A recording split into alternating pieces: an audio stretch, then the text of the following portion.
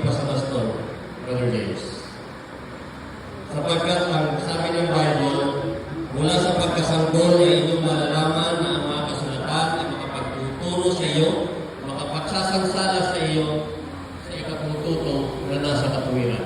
So higit po ito sa key of responsibility. Higit pa ito sa baston na nakalagay sa likuran natin. At ang paglilingkod na ibinigay sa akin ng Panginoon sa loob ng 1 taon at 10 buwan ay aking iiwan sa iyo ngayon.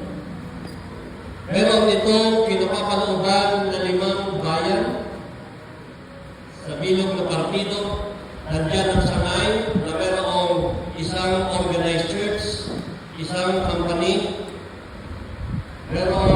nandiyan ang Tigaon na merong isang organized church at 2 organized church, isang company at 2 worship group.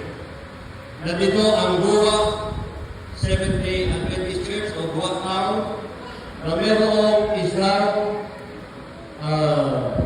organized church, 3 company.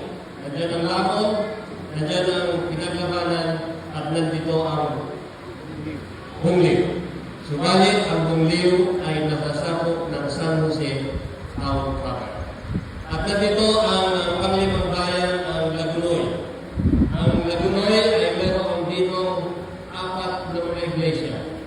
Ang Lagunoy Town, Seventh-day Adventist Church, ang Tiglon, Seventh-day Adventist Church, ang Himag Tukon, Seventh-day Adventist Church, ang Urupa, Seventh-day Adventist Church.